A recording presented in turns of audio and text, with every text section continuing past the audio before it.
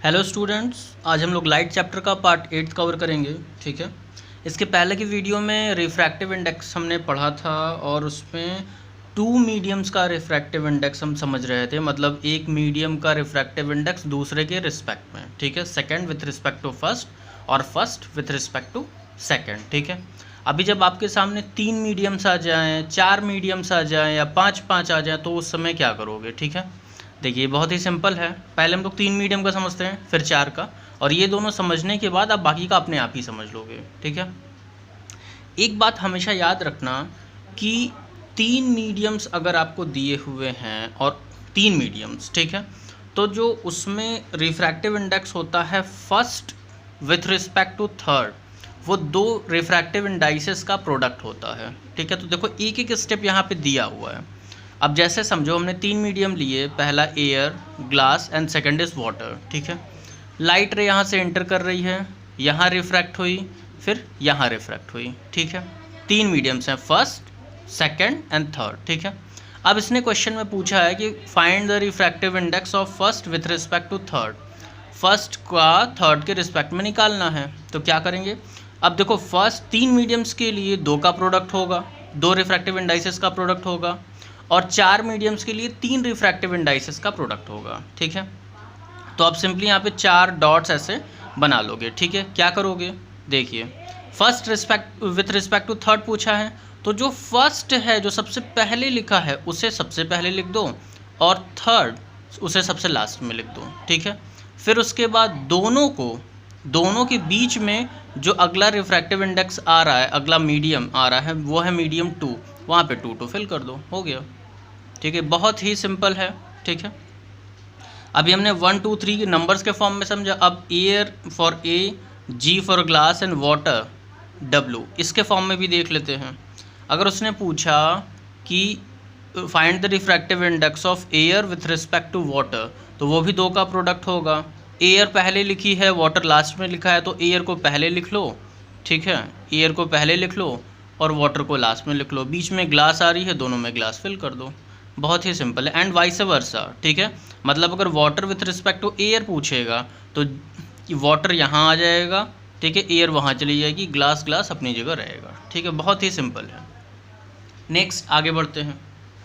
एक और, अगर 4 मीडियम्स हो जाएं उसके लिए क्या करेंगे। ठीक है, देखिए 4 मीडियम्स के लिए देखो यहाँ हमने 4 मीडियम लिए हैं, air, glass, water and oil. ठीक है, लाइट रे आई, रिफ्रैक्ट हुई, फिर आई रिफ्रैक्ट हुई, फिर आई रिफ्रैक्ट हुई। ठीक है, अभी जब भी आप 4 का निकालोगे तो 3 रिफ्रैक्टिव इंडाइसेस का प्रोडक्ट होगा। ठीक है, first with respect to fourth, हम निकाल रहे हैं first with respect to fourth. ठीक है, तो सिंपली क्या करेंगे, फर्स्ट की जगह रख दो, फोर्थ लास्ट में रख दो। बीच में जो रिफ्रैक्टिव इंडाइसेस आ रहे हैं, जैसे इन दोनों के बीच में, ठीक है, देखो फर्स्ट यहाँ पे, फोर्थ यहाँ पे। अब जो जैसे आ रहा है, मतलब 2 3 4, उसको नंबरिंग के अकॉर्डिंग भरो। 1 के बाद आता है 2, तो 2 लिख दिया, 2 के बाद 2 एंड 3, 3 के बाद 3 एंड 4। ठीक है, बहुत ही सिंपल है। अगर इसका रिवर्स देखना चाहते हो, 4 refractive index of medium 4 with respect to first, तो 4 सबसे पहले लिखो और 1 सबसे लास्ट में लिखो। 4 के जस्ट बाद आता है 3, 3 यहाँ लिखा, 3 के जस्ट बाद 2 फिर यहाँ लिख दिया। एक एक चीज़ 2 बार रिपीट हो रही है। ठीक है, यहाँ से आपका refractive index and indices proper ख़त्म होता है। ठीक है, अब हम लोग जो डेली लाइफ फिनोमेना होता है कि रिफ्रैक्शन हो कैसे रहा है, ठीक है, उस चीज़ को समझेंगे। लेकिन उसको समझने से पहले हम ये चीज़ जान लेंगे, याद रखना कि जिस भी मटेरियल का रिफ्रैक्टिव इंडेक्स जितना ज़्यादा होगा, वो लाइट को उतना ही ज़्यादा प्रिवेंट करेगा चलने से। ठीक है, ये समझ लो आप, उतना ही उसमें लाइट बेंड करेगी। ठीक है, उसी से लैटरल डिस्प्लेसमेंट हो रहा था, हमने पहले पढ़ा था। तो चलिए आगे बढ़ते हैं, डेली लाइफ एग्जांपल्स में आते हैं।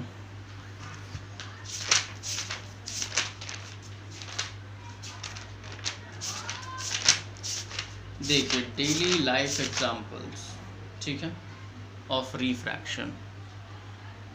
डेली लाइफ क्या है, पहला कि अगर कोई इंसान किसी भी पूल में देखता है किसी ऑब्जेक्ट को, सी में देखता है, रिवर में देखता है, तो उसे ऑब्जेक्ट की पोजीशन अलग दिखाई देती है। ऐसा क्यों होता है, ऐसा इसलिए होता है, देखो आप वही, आप एक सबसे पहला कॉन्सेप्ट यहाँ दिमाग में बैठा लो कि अभी आप सिर्फ वाटर की रिस्पेक्ट में पढ़ रहे हो। ठीक है, तो याद रखना कि वाटर एक डेंसर मीडियम है, ऑप्टिकली डेंसर है, एयर एक ऑप्टिकली रेयरर मीडियम है।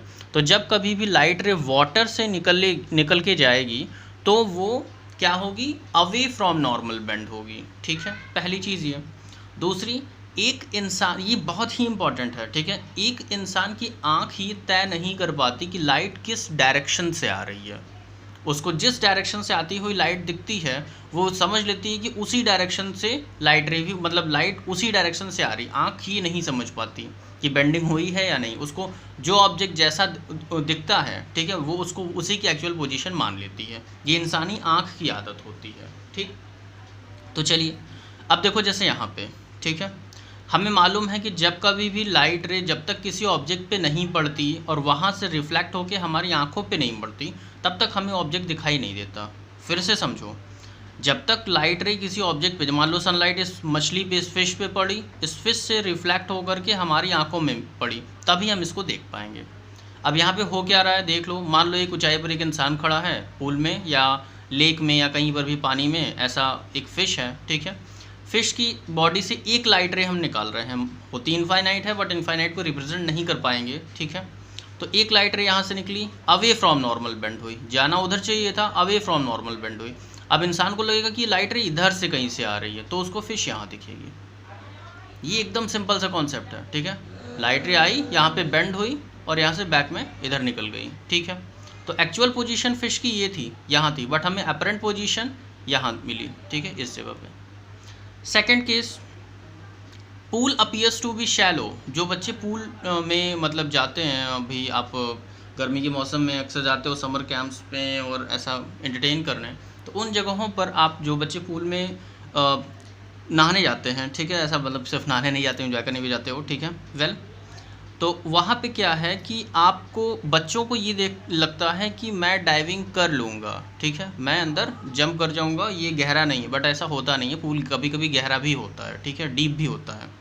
अब क्यों ऐसा होता है, आप सिंपली देखो, ये पूल का एक्चुअल बेस है, ठीक है।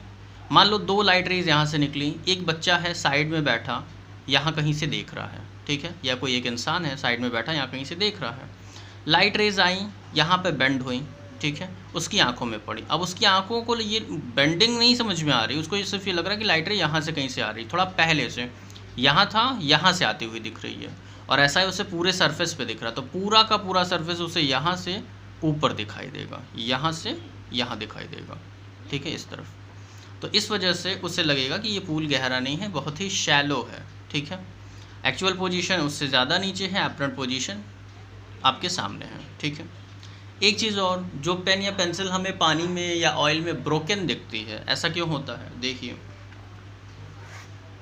पहले इस फिगर को देखो, इस फिगर को आप यहाँ पे देखो, हो क्या रहा है कि एक पेन मैंने यहाँ पे पूरी ऐसे इमर्ज करा दी, सीधी सीधी पेन, ठीक है, और उसकी बैक साइड में उसकी थोड़ी सी यहाँ पे बैक इमेज भी बनाई हुई है। तो हो क्या रहा है कि लाइट रेज यहाँ से निकली, फिर अवे फ्रॉम नॉर्मल बेंड हुई, ठीक है, नॉर्मल से जैसे ही बेंड हुई, इंसान को ऐसा लगा कि लाइट रे उसके सामने से आ रही है, और इमेज कहीं यहाँ इस जगह पर बनी, ये इस सेक्शन पे उसकी इमेज बन रही है, ठीक है। तो उस इंसान को पेन यहाँ दिखाई देगी, जो पार्ट पानी के अंदर है वो यहाँ दिखाई देगा, ठीक है। तो होगा क्या कि उसको पेन कुछ ऐसा दिखेगी, ऐसा देख रहे हो, यहाँ पे ऐसा दिखाई देगी, ठीक है। तो ये this one is the actual position, this is the apparent position. तो उसको ये वाली नहीं दिखाई देगी, सिर्फ ये अंदर जो ये है, ये और ये दोनों सेम है, ये टूटी हुई दिखाई देगी, ऐसा अपीयर होगा उस इंसान को, ठीक है। तो यहाँ से daily life examples I hope कि आप समझ गए हैं। कुछ प्रॉब्लम हो तो कमेंट सेक्शन में बताना, कुछ बच्चे पूछ रहे हैं, ठीक है, ये भी बहुत अच्छी चीज़ है, और जो वो पूछ रहे हैं मैं उनके अकॉर्डिंग ही वीडियोज़ बनाऊँगा, ठीक है। तो आप भी कोई क्वेश्चन हो तो आप उसे पूछ सकते हो, उसका एक सेपरेट वीडियो बनाने की कोशिश करते हैं, ठीक है। अब हम लोग कुछ आगे के टॉपिक्स को देखते हैं, चलिए।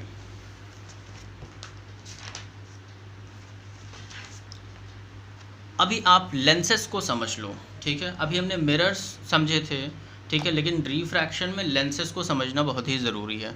लेंस क्या होता है, एक ऐसा ट्रांसपेरेंट मीडियम होता है, ठीक है, जो कि बंद होता है, bounded by two surfaces which one और both surface are spherical forms a lens, ठीक है। उसका दोनों का दोनों सरफेस देखो ऐसा होगा, यहाँ देख लो, या तो एक सेकेंड आप यहाँ देख लो, बोला ना इसने कि या तो कोई एक सरफेस ऐसा होगा, एक स्फेरिकल होगा, या दोनों ही स्फेरिकल होगा ऐसा, ठीक है।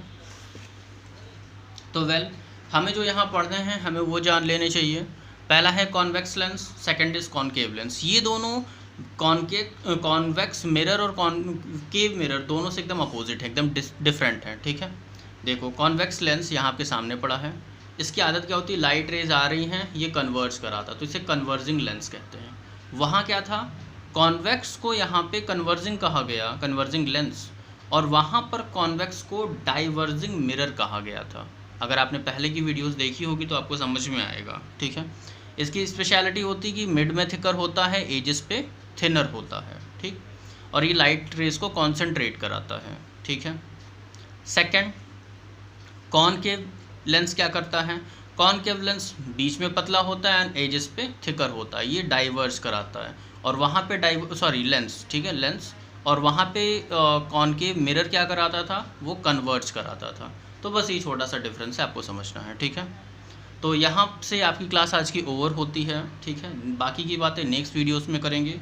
So please keep studying, okay. जय हिंद।